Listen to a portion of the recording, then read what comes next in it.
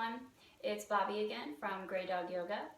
I am here this month to talk about breathing and how breathing and yoga are really the same and how they intertwine.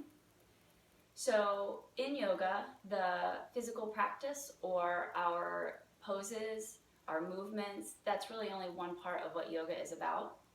Breathing or different breathing techniques is another piece of yoga.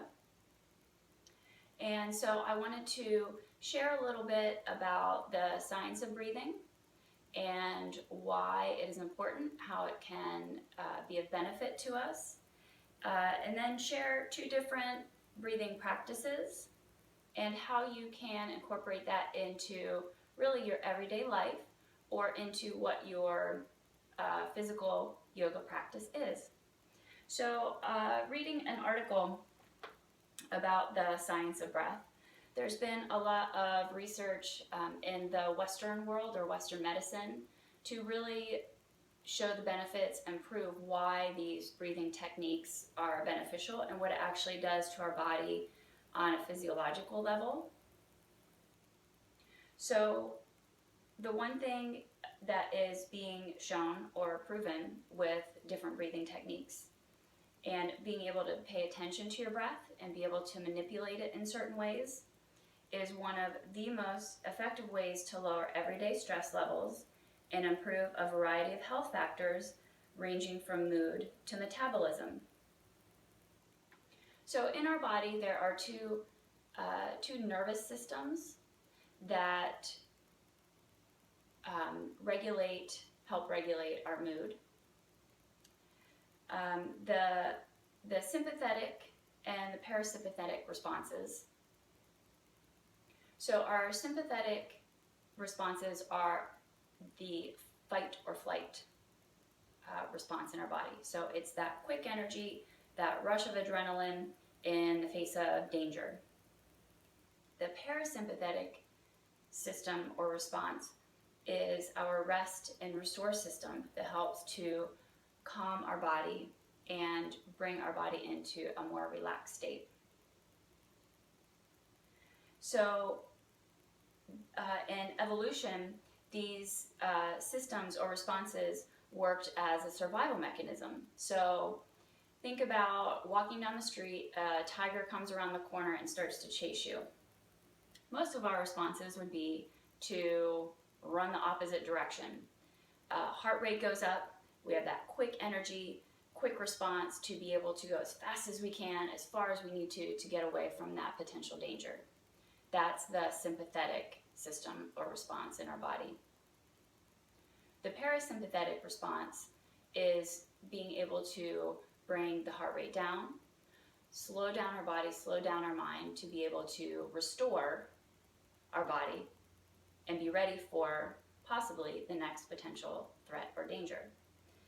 But in today's world, where we're constantly barraged with our phone and alerts and emails and phone calls and being pulled in all different directions, it actually sets our body up into this sort of constant fight or flight response, and we're always being overloaded. Our symptoms are overloaded.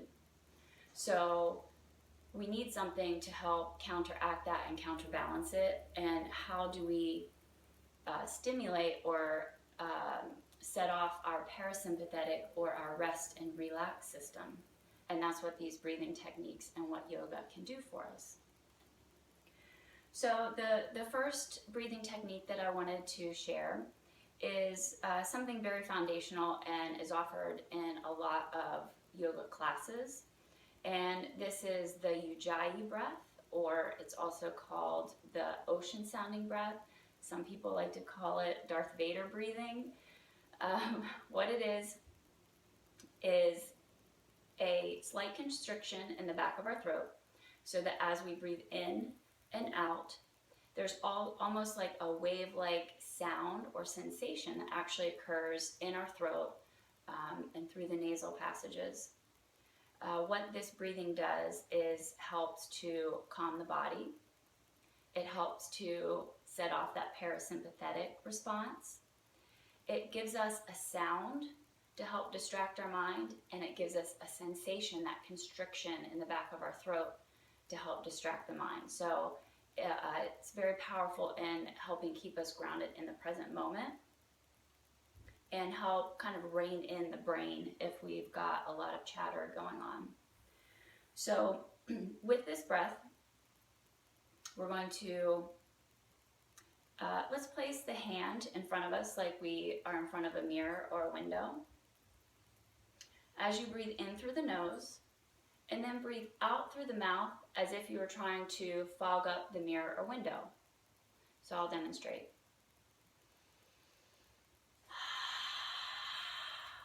So really creating that ha sound, that constriction, and the sound coming out of your mouth.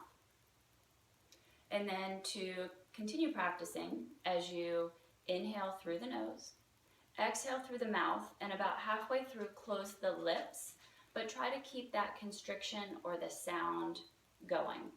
So it would be like this.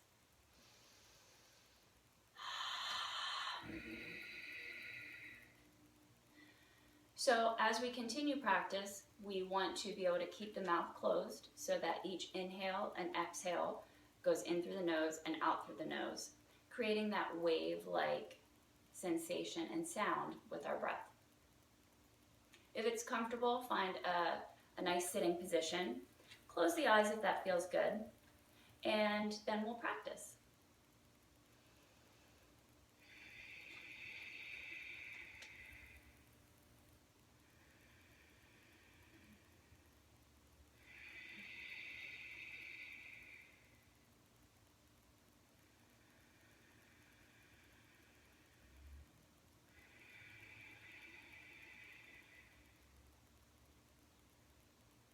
So as you go along, think about trying to slow each breath and deepen each inhale and exhale as you keep that constriction and that sound going.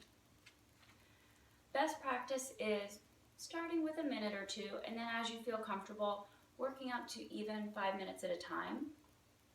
And then when you're finished, just sit and notice, how do you feel? What are your thoughts? Are there any emotions attached to it? This is a really, really great breath to use really wherever we are. I have done this standing in the line at the grocery store, waiting for people to make their way through the line so I can get through also. Does anyone commute? Think about sitting in traffic or experiencing some road driving anxiety. Try this breath. It helps to distract the mind, helps calm us down a little bit. So the next breath I wanted to introduce is called Durga, or a 3-part breath. So with this breath, the inhale and exhale is again in through the nose and out through the nose. Think about, as you're inhaling, to really bring the breath to the bottom of the lungs. Think about the lungs like balloons. So as we're inhaling and we're filling the balloons, the belly below the ribs or the diaphragm is what starts to gently expand first.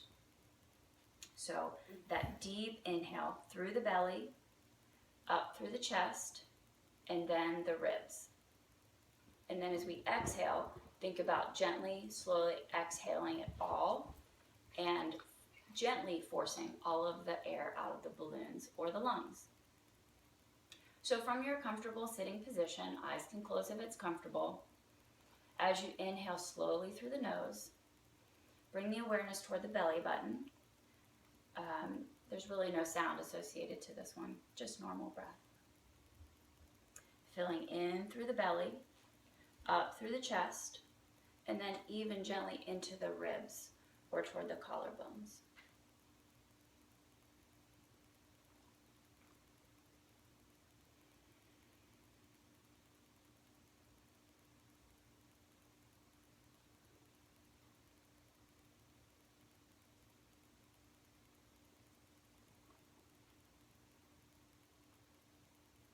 This is a nice breath to, if you feel like there's constriction or you can't get easy movement, to start practicing first lying down.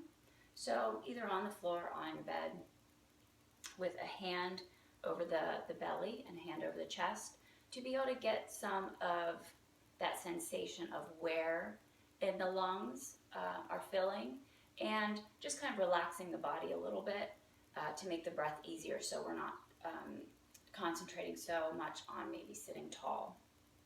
So that's always a nice option. So beyond the 2 breath practices today, I wanted to give you one pose or one movement to try to incorporate the breath with our movement. So in yoga, a very popular movement is cat and cow. This is performed on all fours or in tabletop position. And it's a really nice position to be able to incorporate movement with our breath. So from just a tabletop position or being on all fours, stacking the hands under the shoulders and the knees under the hips. Think about creating neutral spine. You'll be looking down towards your thumbs. So as you inhale, think about dropping the belly button, gently lifting through the chest, looking forward. This is as we inhale through the nose. Fill the lungs, and then slowly exhale into our cat. Tucking the tailbone, curling the back, gently pushing away from the floor or your mat.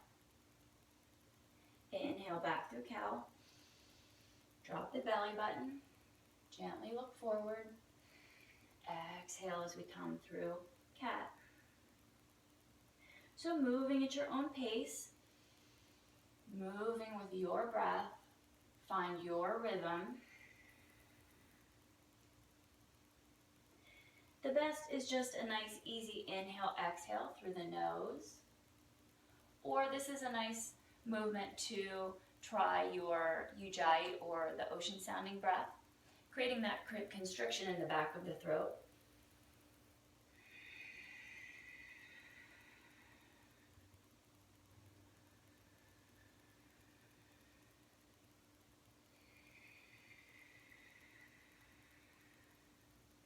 As you slowly move through the movement, just a few times finding that connection.